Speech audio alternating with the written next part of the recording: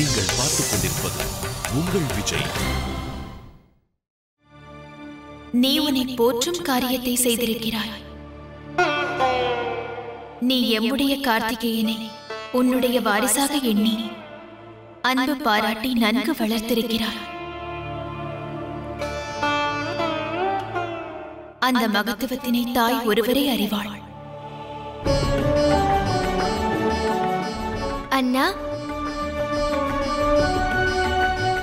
அரண்மனையின் அழகை காண்பிப்பீர்களா? தாராளமாக, அவசியம் காண்பிக்கிறேன். முதலில் அனைவரும் பசியாருங்கள்.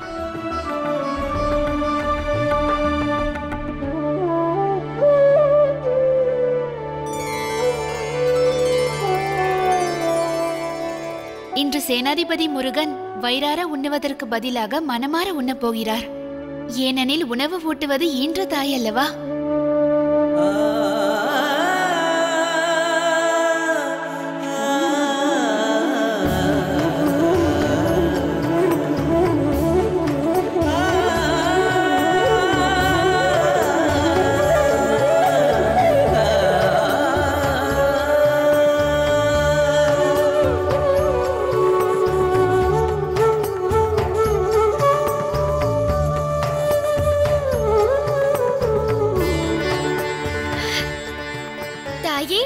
நானும் அண்ணனுக்கு ஊட்டவா?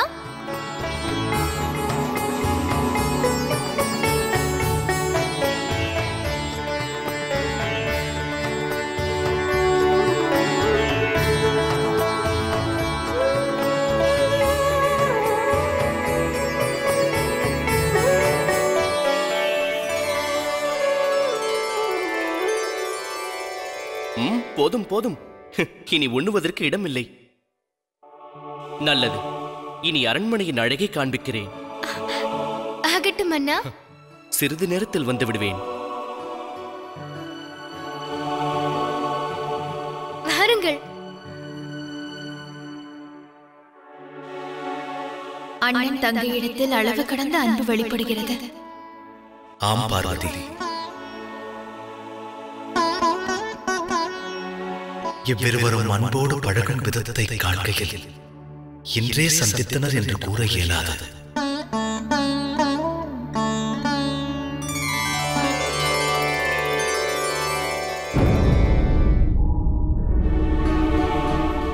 இவ்விடம் மிகவும் அமைதியாக உள்ளது. நான் தவம் செய்யும் இடமாகும் இது. என்ன தவமா? தாம் தவம் செய்வீர்களா? சந்தேக வினாக்களுக்கெல்லாம் விடையானது நம்மிடையே உள்ளது என்று தந்தை கூறுவார்.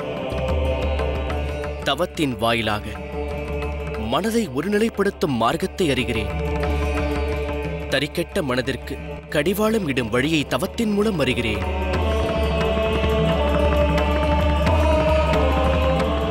தடம் புரள வைக்கும் தவறான வழியை தவமானது ஒருவனுக்கு தெரிவிக்காது.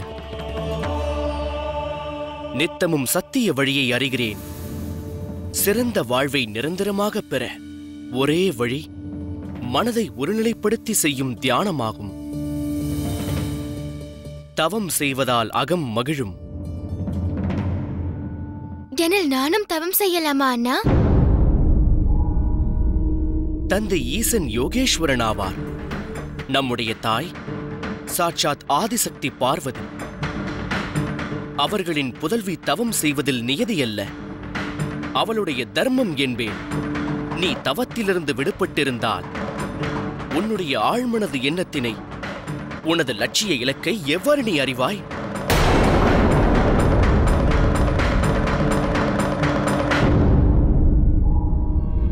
அண்ணா, இப்பகுதியில் இயற்கையின் அழகு கொஞ்சுகிறது. இறைவன் இவ்விடத்தில் அனுகிரகத்தை வாரி இறைத்துள்ளார். ஆம்,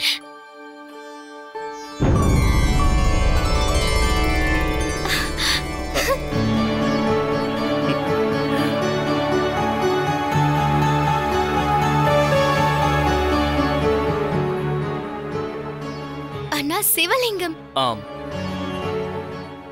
நான் இவ்விடம் வந்தவுடன் நான் இவ்விடத்தை ஒரு சிறிய கைலாயமாக்கினேன்.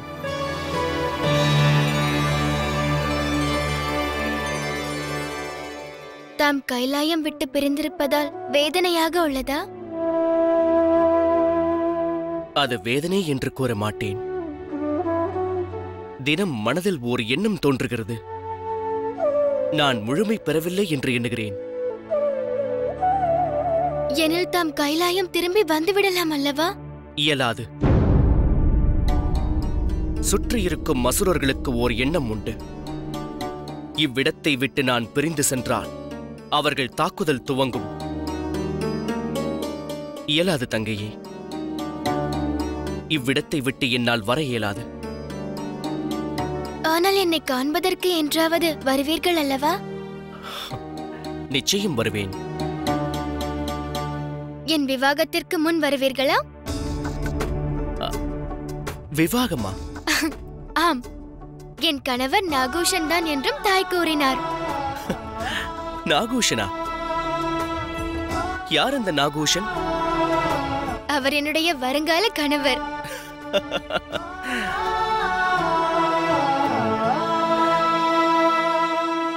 உன்னிடம் ஒன்று கூறட்டுமா? நீ மிகவும் பாக்கியசாலியாவாய். தாய் தந்தையரோடு சேர்ந்து வாழும் அனுகிரகத்தை பெற்றுள்ளாய். அவ்வாறு ஒரு வாய்ப்பு எனக்கு கிடைக்கவில்லை. அதன் மகிமையை நான் அறிவேன். கைலாயத்தில் நான் வாழ்ந்த ஒவ்வொரு க்ஷணமும் மகத்துவமானது. அதுபோலவே தாய் தந்தையரோடு கைலாயத்தில் நீ வாழ்கின்ற தருணமும் மகத்துவமானதாகும். அவ்வனுபவத்தை நீ என்றும் மறக்க இயலாது. அவ்விடம் உள்ள நேரத்தை நீ வீணாக்காதே தங்கையே. அது திரும்ப கிடைக்காது.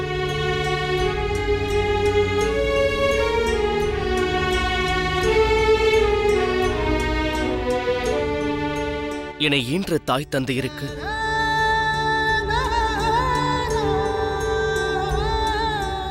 சேவை செய்ய இயலவில்லை என வேதனையுறுகிறேன். வணங்க இயலவில்லை என்று வருந்துகிறேன். தரிசனத்தை பெறாமல் துடிக்கிறேன். அவர்களின் இனிமையான குரலால் என்னை அழைக்க மனம் ஏங்குகிறது.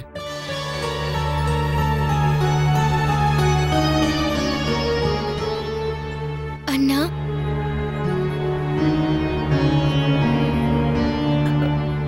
அசோக சுந்தரி, தாய்க்கு என் நினைவுகள் வருமா? வந்திருக்கலாம். என் ஜனனத்திற்கு முன்னால் தோன்றியிருக்கலாம். ஆனால் என் வருகைக்கு பிறகு அவர்கள் தம்மை பற்றி பேசி நான் அதிகமாக கேட்டதில்லை.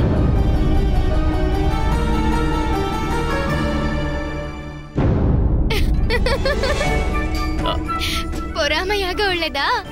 பொறாமையா? தங்கையிடம் பொறாமை கொள்வேனா? தாய் தந்தையர் உன்னிடத்தில் அன்பு முழுவதையும் பொழிந்தாலும் அதற்காக சிறிதும் நான் கவலையுற மாட்டேன். சகோதரியாக இல்லாமல் சகோதரனாக இருந்திருந்தால் அது சம்பவித்திருக்காது. ஏனெனில் நான் ஒருவன் இருக்கும் போது தாய்க்கு இன்னொரு புத்திரனது தேவை ஏற்பட்டிருக்காதல்லவா? சம்பவித்திருக்காது. மகனே, வரவிருக்கும் எதிர்காலத்தில் உனது நம்பிக்கைக்கும் விசுவாசத்திற்கும் அச்சுறுத்தக்கூடிய சம்பவங்கள் நிகழவிருக்கிறது. நீ எண்ணாத வகையில் எண்ணிலடங்கா சம்பவங்கள் சம்பவிக்கலாம். அவை அனைத்தையும் எதிர்கொள்ள துணிவோடு காத்திரு. அப்போது உனக்கு துணை நிற்கப் போவது உனது தவ வலிமை மட்டுமே.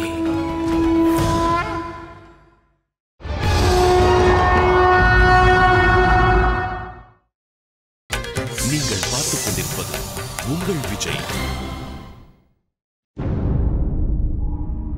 தெற்கு பிராந்தியத்தை பாதுகாப்பதற்கு செய்யாத பிரயத்தனங்கள் இல்லை.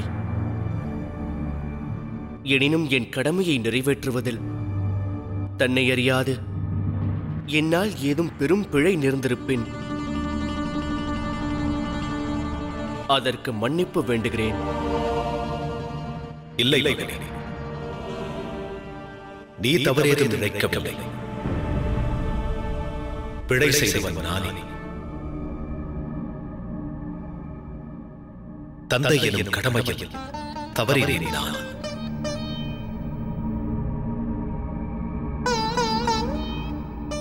அதுவே என் புதல்வன் என்ற தன் மனவேதனையை என்னிடம் வெளியிட இத்தனை சங்கோஜம் கொள்ள காரணம். இல்லை தந்தையே, அவ்விதம் கூற வேண்டாம். அது சாத்தியமல்ல. எனது அஞ்ஞானத்தினால் நான் அதற்கு மார்க்கம் அறியவில்லை. எனது நடவடிக்கைகளின் காரணமாக எவரும் துன்பமடையாதிருப்பதே என்றும் எனது நோக்கமாகும்.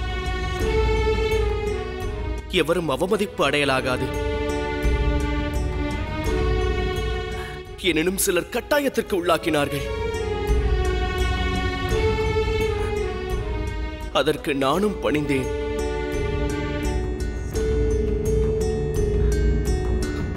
அத்தவறை செய்த பின்னர் எனது உள்ளம் எனது நோக்கத்தின் திட்டத்திலும் என் செயலால் ஏற்படும் விளைவின் தாக்கத்திலும் ஐயம் கொண்டது. எக்காரணம் கொண்டும் எனது செயல்பாடுகளினால் தந்தை தமக்கும் அன்னைக்கும் நிராசை ஏற்படலாகாது.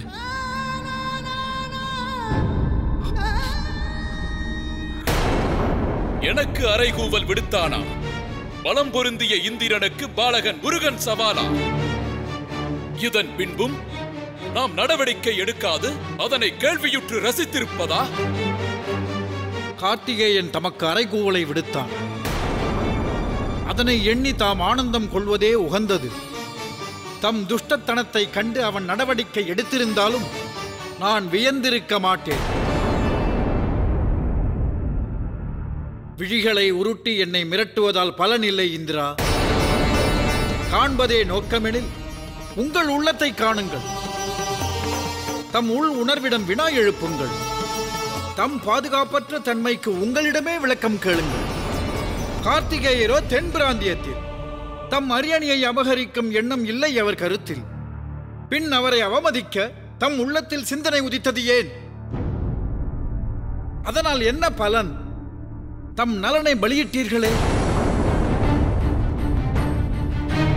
இது முதல் முறையும் அல்ல தேவேந்திரா. முன்பும் பலமுறை தாம் அவரிடம் தோற்றுள்ளீர்கள். அது மட்டுமன்றி கார்த்திகேயரை தாம் என்றும் வெல்ல இயலாது. அவர் சிவமைந்தன், சக்தியின் மைந்தன். இது எத்தகைய பிடிவாதம் தேவேந்திரா? எதற்காக? இதனால் தாம் பெறுவது யாது? தேவேந்திரா, நாம் ஈசனுக்கும் அவர் குடும்பத்திற்கும் நன்றி பாராட்ட வேண்டும். என்றும் அவர்கள் தேவர்களை பாதுகாத்தவர்கள். என்றும் பாதுகாத்தவர்களா? அதன் நோக்கம் என்னை அவமதிப்பதே. தந்தையும் மகனும் தவறியதில்லை என்னை தாழ்த்த இன்று மட்டும். அவர்களுக்கு நான் பணிவதா தமது திட்டம்? இதனை கூறித்தாம் என்னை அவமதிக்கிறீர்கள். அவமதிப்பிற்கானதொரு சூழலை தாமே மூலச் செய்கிறீர்கள். அமிர்தத்தை அருந்தியதும் உடல் ஆணவத்தில் அசுரர்களை தாம் அவமதித்தீர்கள். அதன் விளைவே மகாதேவர் யக்ஷனாக ரூபம் தரித்தார். தமக்கு மார்க்க தரிசனம் அளித்தார். கார்த்திகேயர் வரவில்லை தம்மை தேடி, சென்றது தாமே அவரை நாடி. அவமதிக்கும் எண்ணம் கோடி ஏந்தி தமது இந்த செயல் தம்மை அசுரர்கள் அந்தஸ்திற்கு தள்ளியது. நினைவிருக்கட்டும் தேவேந்திரா, முயலும் ஒவ்வொரு முறையும் தோல்வியை தாமே தழுவுவீர்கள்.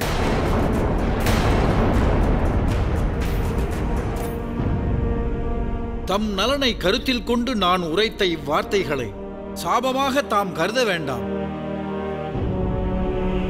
எனது எண்ணம் அது அல்ல. தமக்கு நான் சாபம் அளிக்கவில்லை. தமது ஆசானாக தம் வருங்காலம் குறித்து நான் உரைப்பதும் ஓர் எச்சரிக்கையே. ஆனால் அதை உணராதிருப்பது வேடிக்கையே.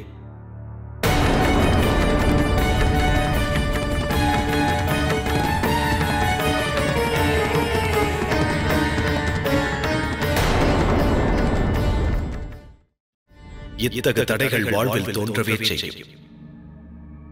ஏனெனில் தோல்விகள் பிறர் கவனத்தை ஈர்ப்பதில்லை. நம்மை கண்டு அவர் உள்ளம் அச்சமும் கொள்வதில்லை. நம்மை அச்சுறுத்தலாக கருதினால் நாம் ஏற்ற பணியில் இரக்கம் காணாத பெரும் வெற்றி பெறுகிறோம் என அறுதியிடலாம். நமது மார்க்கம் நல்மார்க்கம் என அறியலாம். நாம் கொண்ட நோக்கம் மேன்மை பெற்றதெனவும் உணரலாம்.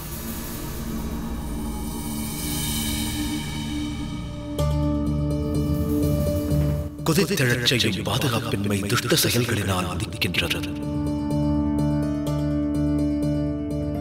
தேவேந்திரன் செயல்களும் அவ்வாறே. இதில் உனது தவறு ஏதும் இல்லை. எனினும் தந்தையே, அதிதியாக வந்தவர் இந்திரன். அவரை மதித்து நடப்பதே நீதியின்படி எனக்கு விதிக்கப்பட்டது. இருப்பினும் அவரை மகனே,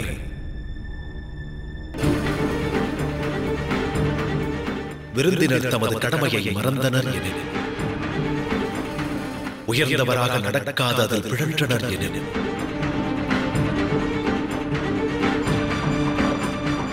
அவரை சிறந்தவராக கருதுதல் சாத்தியமல்ல. தேவேந்திரன் நோக்கம் உன் தன்னம்பிக்கை மற்றும் கௌரவத்தை அவமதிக்கும் வேட்கை கொண்டது. உனது செய்கையில் பிழையில்லை மகனே. சிருஷ்டியின் தத்துவத்தை மனதில் நிறுத்தி பக்குவத்தோடு அவர்களை எதிர்கொண்டாய். என்னை பெருமிதம் கொள்ளச் செய்தாய். என் ஆசைகள் என்றும் நேசத்தோடு உன்னை சூழ்ந்திருக்கும்.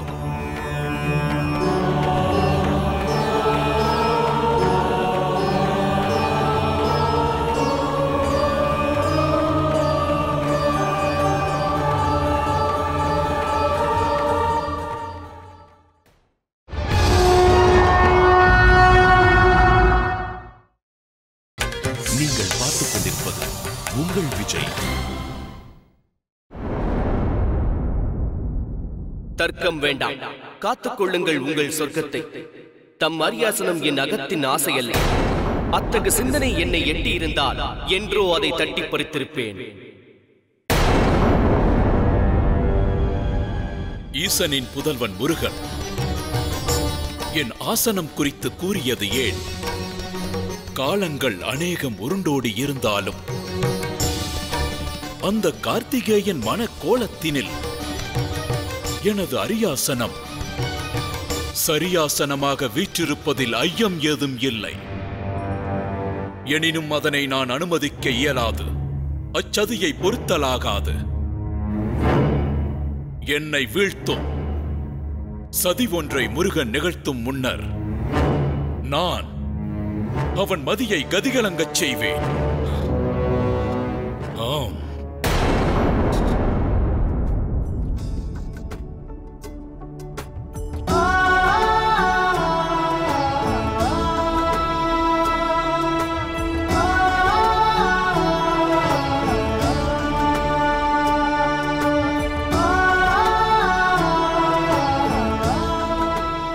எமது சகோதரருக்கு இந்த சகோதரியின் சிறியதொரு பரிசு.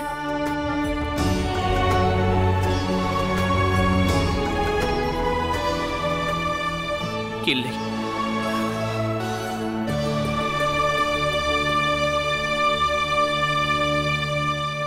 சேனாதிபதி முருகனின் சோதரி விழியில் கண்ணீர் வழியலாகாது.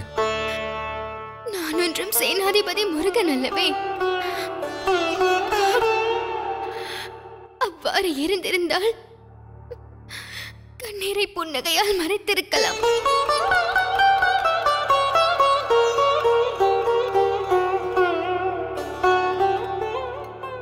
சுந்தரி,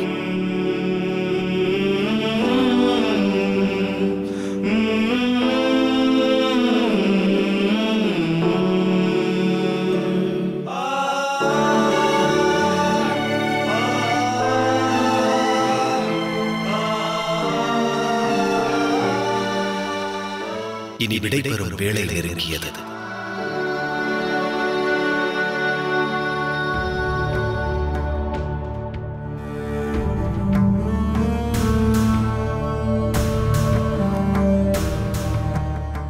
நன்மை உண்டாகட்டும்.